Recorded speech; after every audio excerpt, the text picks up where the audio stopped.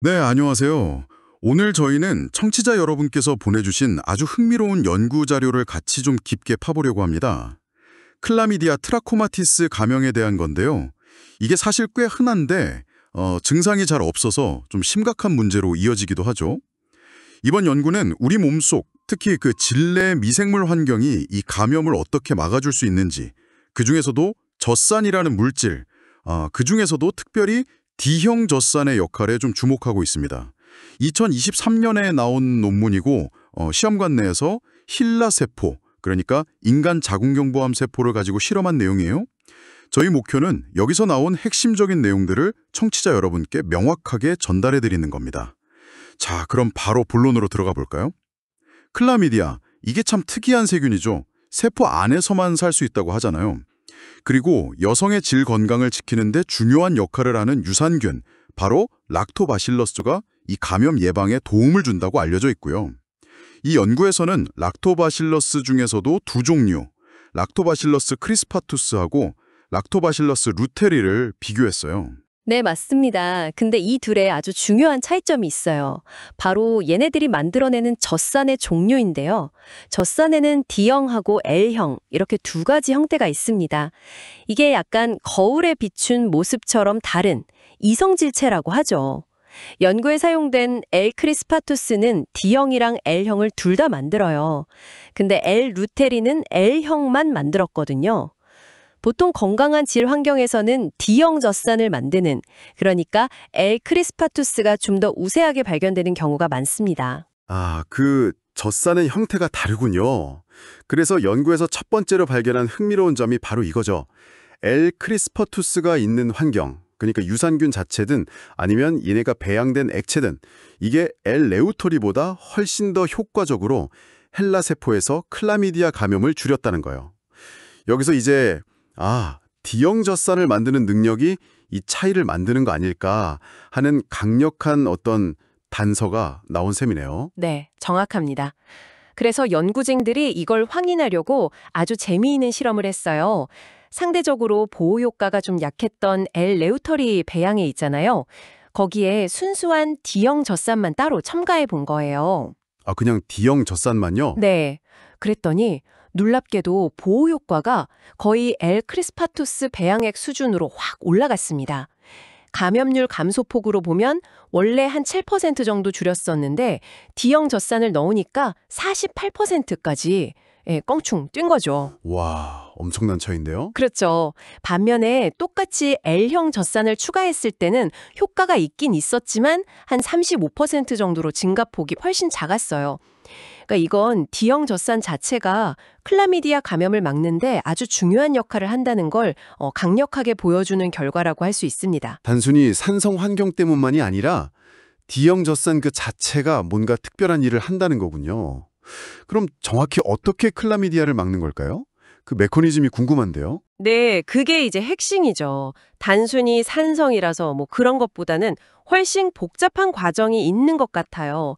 연구 결과를 보면 D형 젖산이 크게 한 세 가지 정도 방식으로 숙주 세포에 영향을 줘서 클라미디아를 방해하는 걸로 보입니다. 좀 복잡할 수 있는데 제가 핵심만 좀 요약해서 말씀드릴게요. 첫째는 세포가 에너지를 만드는 방식, 그러니까 에너지 공장 가동 방식을 바꾼다는 겁니다. D형 젖산은 세포가 산소를 이용해서 에너지를 만드는 방식, 이걸 산화적 대사라고 하는데 이쪽으로 좀 더 유도를 해요. 근데 클라미디아는 이런 환경을 썩 좋아하지 않을 수 있다는 거죠. 클라미디아가 덜 좋아하는 에너지 생산 환경을 D형 젖산이 만들어주는 거군요. 네, 그렇죠. 반면에 L형 젖산이나 L-루테리 배양액 환경에서는 세포가 산소 없이 당분을 분해해서 에너지를 얻는 방식, 즉 당분의 대사 쪽으로 기울게 되는데 클라미디아는 오히려 이런 환경을 선호할 수 있다는 거예요. 에너지 대사 방식부터 차이가 나는군요. 흥미롭네요. 두 번째는 뭔가요? 두 번째는 유전자 발현의 조절 스위치에 영향을 준다는 점입니다. 이걸 좀 전문 용어로는 후성 유전학적 조절이라고 하는데요. DNA 서열 자체를 바꾸는 게 아니라 어떤 유전자를 더 많이 켜고 어떤 유전자는 끄고 이런 걸 조절하는 거예요. 예를 들어서 DNA를 감싸는 히스톤 단백질에 아세틸기나 락틸기 같은 화학물질이 붙었다 떨어졌다 하면서 유전자 발현이 조절되거든요. 근데 엘크레스파티스 배양액, 그러니까 D형 젖산이 풍부한 환경에서는 L형 젖산 환경과 다르게 이 히스톤 변형 패턴이 나타났어요. 이게 결국 클라미디아 감염에 영향을 줄 수 있다는 거죠. 유전자 발현 스위치까지 건드린다니 정말 미세한 수준에서 작용하네요. 마지막 세 번째는요? 마지막으로는 클라미디아가 세포 안으로 들어올 때 이용하는 출입문 같은 단백질들이 있어요. 예를 들면 EGFR이나 알파5 베타1 인테그린 같은 것들인데요. 이런 단백질들의 발현을 줄이는 효과가 나타났습니다. D형 젖산을 처리했을 때 이 출입문 단백질들하고 또 세포 증식에 관련된 단백질 사이클링 D1 같은 것들의 양이 줄어드는 게 확인됐어요. 아, 그러니까 문 자체를 좀 닫아버리는 그런 효과로 볼 수 있겠네요? 네, 그렇죠. 침투 경로를 차단하거나 아니면 세포 증식 과정을 늦춰서 클라미디아가 살기 어렵게 만드는 거죠. 와, 정말 종합적이네요. 단순히 산성 환경을 만드는 걸 넘어서서 숙주세포의 에너지 생산 방식, 유전자 조절, 그리고 침입 경로 차단까지 이 D형 젖산이 정말 다각도로 아주 정교하게 클라미디아를 막는다는 그림이 그려지네요. 네, 맞습니다.